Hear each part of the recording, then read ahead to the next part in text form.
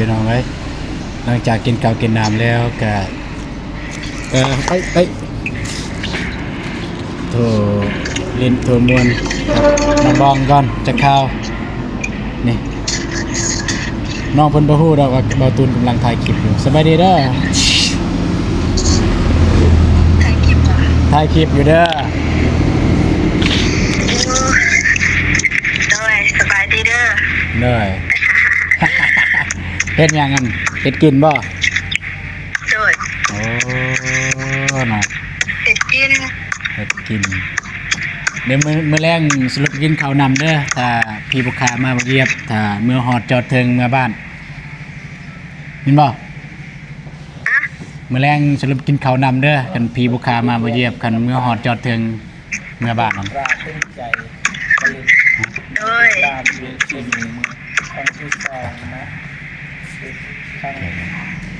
ประมาณ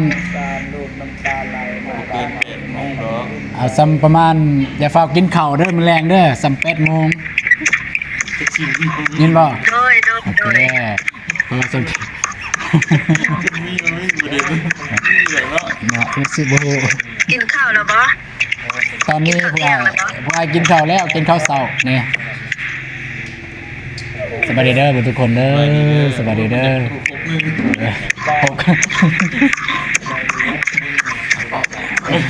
ใช่ไหมเนี่ยสบายดีเด้อเก็บเรียกนำโทรนำจะดีแต่ว่าเนี่ยบ่อยากให้โทรบ่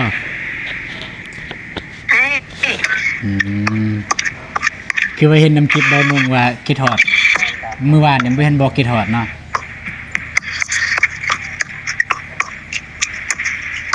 บ่ได้ยินปานใดว่าเห็นน้ำคลิปบ่นุ่งบอกว่าคิดฮอดบ่ตูนบัดเมื่อวานโทรหาบ่เห็นบอกคิดฮอดบอกหลังในแล้วไม่เด้อธรรมดากันบอกไม่พอตัวบ้านนี่ปีเบเบิ่งไอ้ลุงเฮ็ดห้องน้ำอยู่เมื่อวานนี้ไปเบิ่งเบานุ่งเฮ็ดห้องน้ำเลยเพิ่นไปกับไผไป2 คนบ่จะได้เบานุ่งเพิ่นไปกับผู้ใดไป2 คนบ่หรือว่าผู้เดียวไปกับไอ้โก้แต่ว่าไอ้โก้เพิ่นไปเรียกไอ้เพิ่นกลับก่อนเบาโก้เพิ่นคาเวียกกลับก่อนคลิปไอ้นุ่งก็ได้บอกอยู่ที่ห้องเห็นอยู่คิดฮอดคือกันเด้อเลย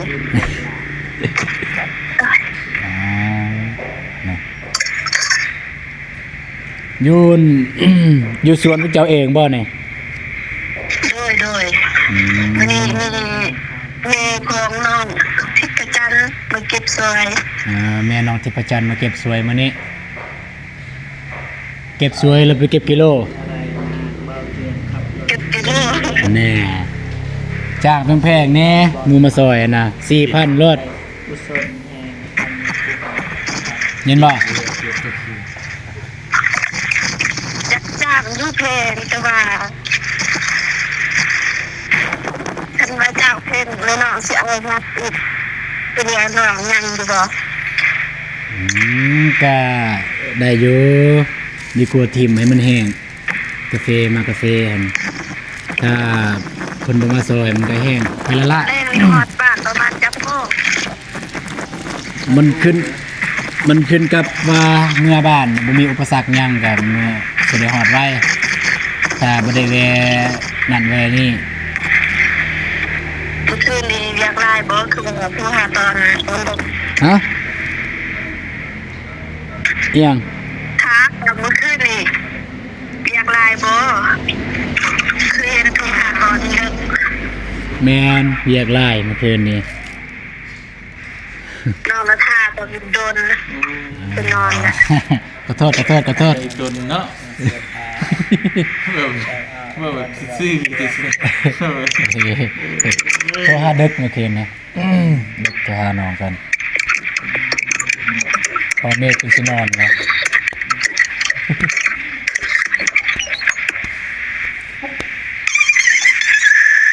เป็นในทางนึงบุเคยไปไกลกันก็เที่ยวเป็นนี่นึงไกลเป็นงานตรงเป็นนี่ เอาสิถามตรงๆเด้อ โดย บ่ได้ไปหา2 มื้อ 3 มื้อนี่รู้สึกจังได เหงา เหงา โดย มีแต่เหงาบ่ แต่ตอนคืนที่ถอดน้ำ2คืนนี่นอนไรเด้เหงา เออโอเคเดี๋ยวมื้อแลงสิไปหาไปเล่นน้ำมันแม่นไปหาดอกไปเล่นน้ำไปกินข้าวนี่เบิดทีมงานนั่นแหละสิไปมื้อแลงนั่นๆๆ ไปยังไม่กินเลย พออยู่มาเข้าเพื่อเด้อ เดี๋ยวซื้อว่า โดยมันสิกินกินเด้อ ได้ ลำบากอีกแล้ว กินเท่าไหร่ มื้อนี้ทีมงานสิไปกินข้าวนำอยู่เฮือนเด้อมาเข้าเพื่อนะเด้อ โดย อืม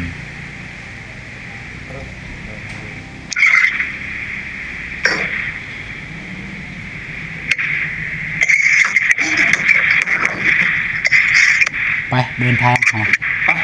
ไปโอ ตอน เค นี้ยังก็ลืมบ่ ด้วยผู้อ้ายสิออกเดินทางแล้วเท่านี้ก่อนเด้อ โดย ลาก่อนแม่งก็ลืม สิบ่ให้พรนะบ่ แม่งก็ลืม เอ้ยๆจนจ้าเด้อ เอาสิบ่ให้พรนะบ่สิเดินทางแล้วนี่ สู้ จุดไม่ได้ยินบ่ เอาได้ ว่าสิออกเดินทางแล้วนี่สิบ่ให้พรนะบ่สิบ่อวยพรนะบ่ทีมงานนะ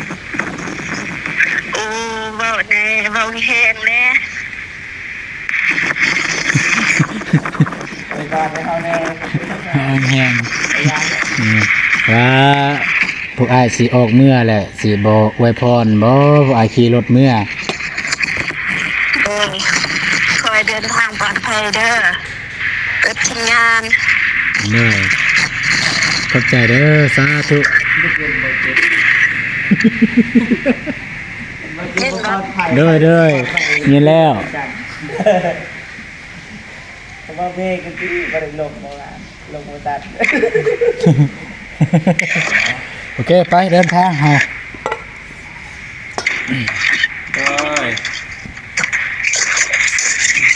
เชื่อมเดินทางบ่ โดยจะออกเดินทางแล้วนี่ไอเตียนก็จะออกเดินทางแล้วพูน โดยไปดีเด้อพี่น้องเด้อไปกัน ไป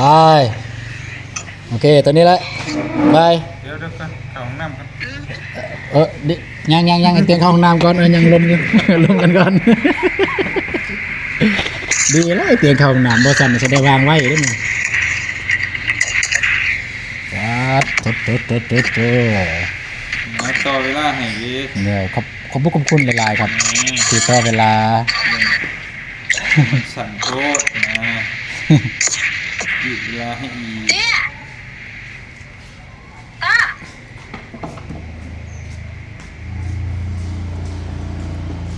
อย่างบุมือ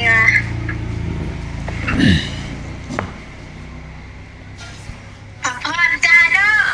จะไปไหน ได้ยังกินน้องบ้อง ไปดีเด้อลงได้ยังกิน ว่าได้ยังกิน ซีน ซีน ซีนใส่ละ ซีนใส่ผักเจ้าก็สิมักแห้งเนาะซีนใส่ผัก ดูใส่ใจ ได้ใส่ใจนำอยู่บ่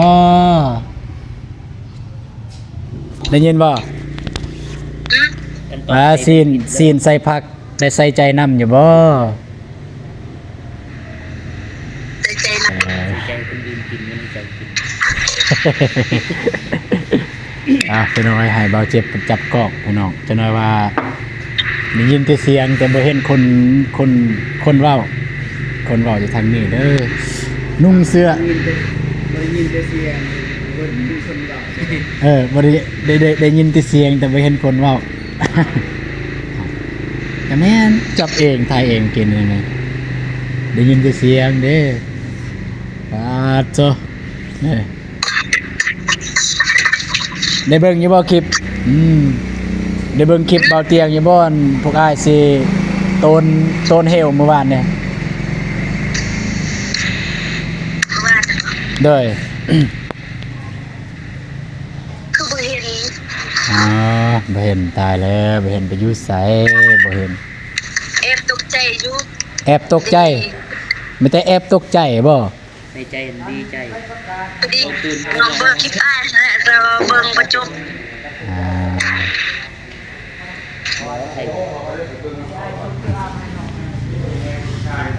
โอเคพี่น้องเนาะก็บ่ได้มีหยังหลายสำหรับคลิปนี้ก็โทรหาน้องบองเพิ่นเพราะว่าตอนนี้เนี่ยโมงนี้น้องเพิ่นวางพี่น้องเอ้ย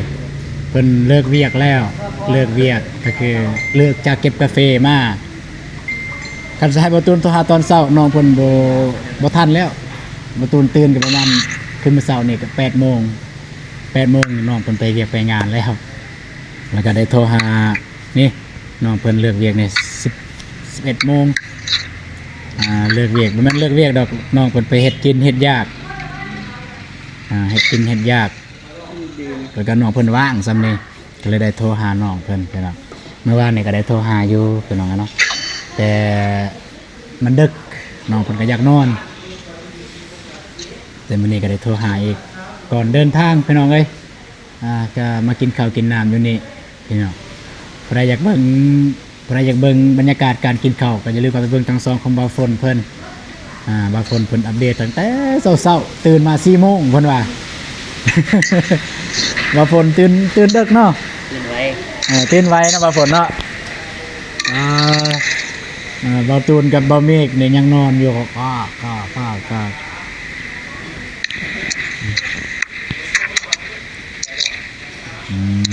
ในหูตะโกนเนาะแต่จริงมันขึ้นในหูแต่มันบัง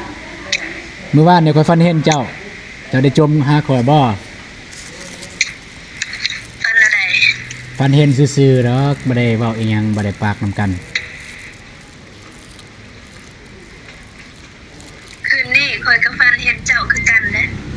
ฝันวันได้ ฟันว่าฟันว่าขี่รถนำกัน ขี่รถนำกัน เลย ขี่ไปไสขี่เมื่อแล้วขี่ไป ชื่อแล้วฟันแต่ว่าขี่รถนำกันแล้วกันอ้ายเอาให้น้องกันน็อกหัวกันน็อก เห็นบ่ขนาดในความฝันน้องอายยังเป็นห่วงน้องปานนั้นชีวิตจริงจักสิห่วงสำใดขนาดในความฝันอายยังเป็นห่วงเอาหมวกกันน็อกให้เห็นบ่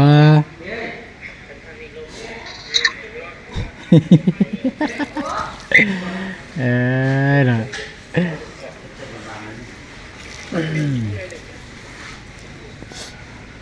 มื้อนี้บ่ฮู้ว่าสิฮอดบ้านจักโมงถ้าได้ฮอดก็คันมันบ่ดึกแฮงก็สิได้แวะไปหาเด้อถ้าดึกแฮงก็ต่างคนต่างหาหลับหานอน เดี๋ยวมื้ออื่นเจอกัน อะไร ถ้าสมมุติเอาเครื่องจักรทางไทยนี่ดูอื่นเอาแทนได้บ่ สิเป็นอีหยังได้คือกัน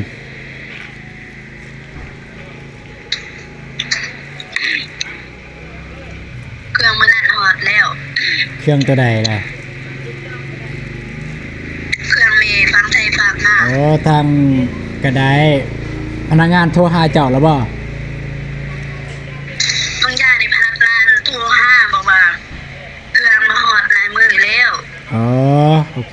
เดี๋ยว งานของคือว่าบ่ติดก็ติดมื้อนี้ เดี๋ยวสิถ้าทันสิแวะไปเอาเครื่องอยู่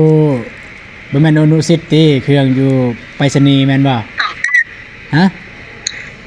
นั่นแหละ การ ของการไปรษณีย์ถ้าแม่นของแม่เพิ่นฝากมาก็ทางไปรษณีย์ โดย เด้อ ให้บ่เจ็บเบิ่งให้บ่เจ็บเบิ่ง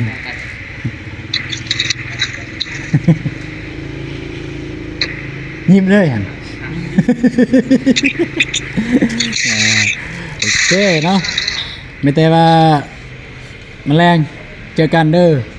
สิเอาย่างบ่สิซื้อไปฝากแต่บาทแต่กระลึมเนี่ย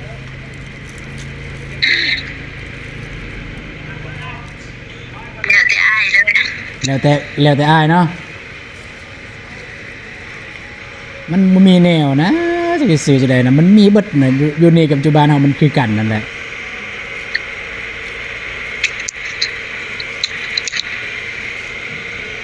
โอเคเบาเตียงเพิ่นมาแล้วก็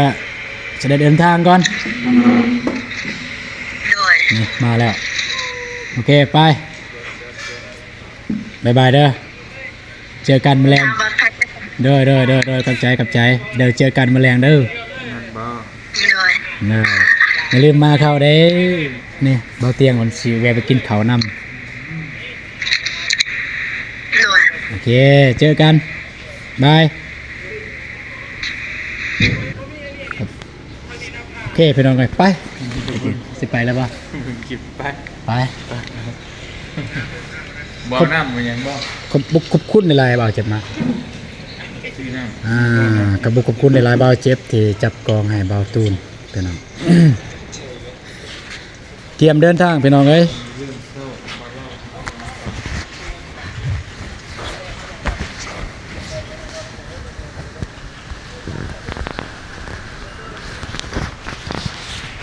จักโมงเลยเบาฝน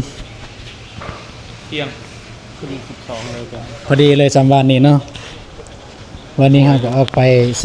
11:30 มื้อนี้11:50 ฟองฮะอย่าแล้วเมื่อเด้อดิ อืม บ่ได้ฟ้า แม่นบ่ได้ฟ้าวเนี่ยมื้อเลยน้องก็เซตไฮเตียงว่าเต็มที่เด้อนอนอะไรก็ได้ เต็มที่แบบความหมายคือนอนรถอยากตื่นอะไรก็ตื่น บ่ได้ดิเที่ยงก็เช็คเอาท์แล้ว บ่ความหมายคือแบบซ้ำ11-12 โมงน่ะก็ตื่นบ่ถึงกันว่าซ้ำเมื่อวานนี้นะตื่นเช้า ตื่นแล้ว อืม นั่นบ่ แต่ละคนพี่น้องเอ้ยสิรีวิวให้เบิ่งแต่ละคนเบิ่งโอ้นี่ตัวเมื่อวานนี่พี่น้องเอ้ยนี่ คิดว่านี่แบบ เลย มันมีหญ้าสิเด้ คันบ่มีหญ้านี่ มันเป็นนาพา มันเป็นหน้าผาแล้วเนี่ย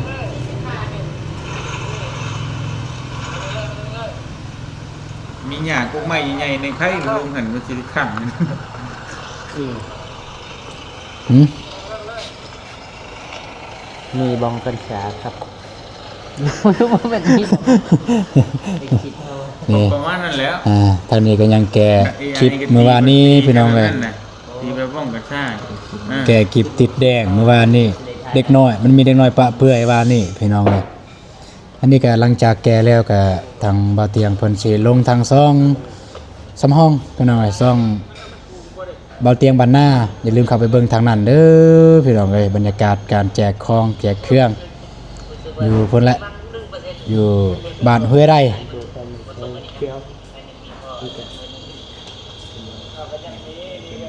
อืม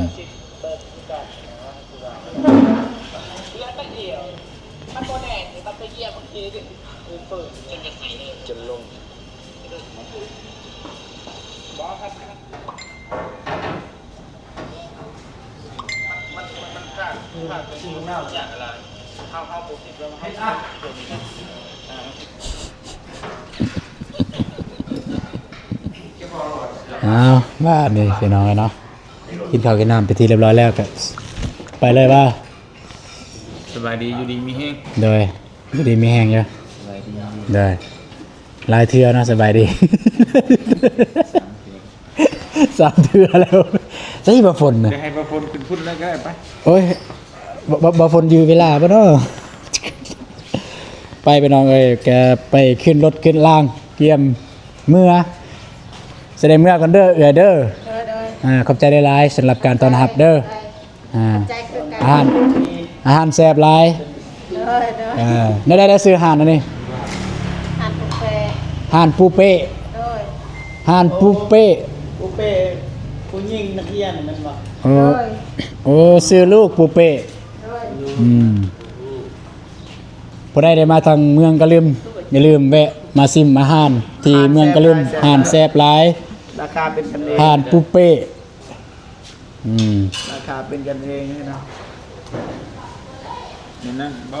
ไป นั่นได้มันเป็นเด้อาหารนี่ เล่เจ้าของ สนใจได้หลายเด้ออาหารแซ่บหลายเดี๋ยวมื้อหน้าได้มาแล้วก็ อันนี้น้องปูเป้มาตื่น ไป เป็นการเป็นงานในเตียงมาการเป็นงานแน่ไป ไปขึ้นรถพี่น้องเอ้ย ว่าบ่น้ำมีบ่ในรถ มีแล้วในรถไปเลยก็น่าจะมีอยู่อาหารแถวพุ่นด้วยขอบใจได้หลายเด้อพ่อเด้ออาหารแซ่บหลายโอกาสหน้ามากัน ในไหน ฮะนี่แหละโอกาสหน้าได้มาก็สิได้มาแวะอีกเด้ออ่า มันจะเป็นแบบ เฮ้ยอ้าวกด ผมน่ะน้ำ นี่วะ บ้าผมแต่ มีห้องน้ำ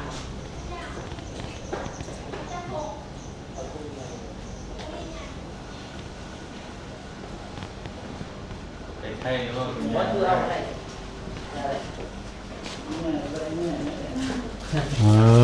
แปลถุงยางบ่เจ็บอ่า เอาที่ยา อ่ะก็บ่มันมากินกันเลยแหละ คิดไล่เงินเลยเท่าไรเนี่ยหานปุ๊บเป้ไปนอนพอได้มากก็พอลายเถื่อแล้ว พอได้มากก็อย่าลืมมาแว่นะเด้อ เศร้างามเมืองก็ลืมเอาละ เอาได้โตแล้วนั่งเบิ่งตาเขียวมันอยู่เท่าไหร่เนาะ ใส่ลองบาฝนลองยืนมึงมันสิเบิ่งนำบ่ได้สูง บาฝน ลองยืน ไม่40 40ฟัง บ่อย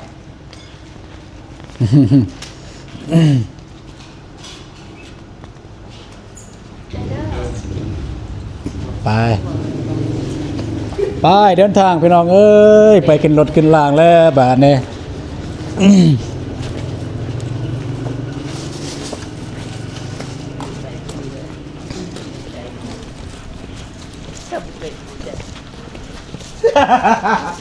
นี่ยังกลับกันเด้อแม่เด้อเด้อ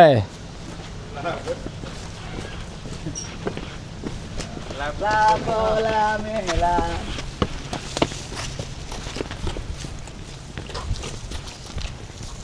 ไป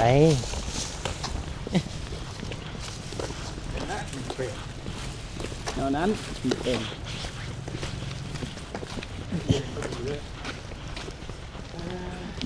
ล้างรถก่อนพี่น้อง เอามีน้ำใส่เฮียบ่ น้ำบดเยอะขนาดไม่ทันได้กิน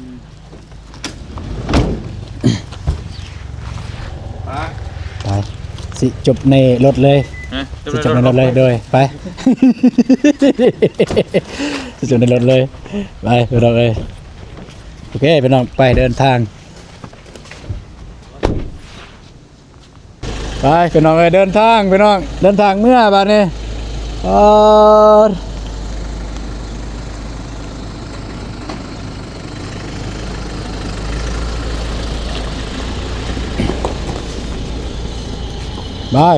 ไปพี่น้องเอาจอดโอ้ยจอดตายจอดเอานี่ปะแล้วเมื่อปะแล้วดิเมื่อปะแล้วเอาโอ้ย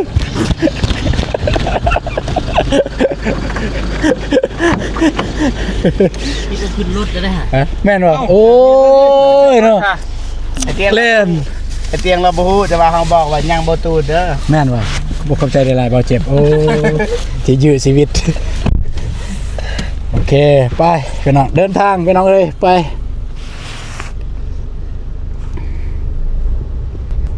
พี่น้องเอ้ยทางทีมงานเฮาก็จะได้เดินทางต่อพี่น้องเนาะสำหรับคลิปนี้บ่ตูนก็สิจบเพียงเท่านี้ก่อนก็อย่าลืมติดตามทางซองของทีมงานว่าแต่เบาเตียงเบาเจ็บเบาฝุ่นบ่ได้อัปเดต โอเคผมพี่น้องนะทางทีมงานเฮาก็สิจบคลิปไว้เพียงเท่านี้เดินทางกลับบ้านนะพอๆกันคลิป ต่อไป ต่อไปสำหรับคลิปนี้ทีมงานเฮาขอกล่าวคำว่า สบายดี สบายดีเด้อพ่อแม่พี่น้องเบิดสุขสุขคนพี่น้องนะ บ่ได้ทั้งข้างเจ้าหัน เกะกะ เด้อบ่เตียงเด้อ ไปดีเด้อ สวัสดีเด้อเบงเด้อไป เราเกะกะ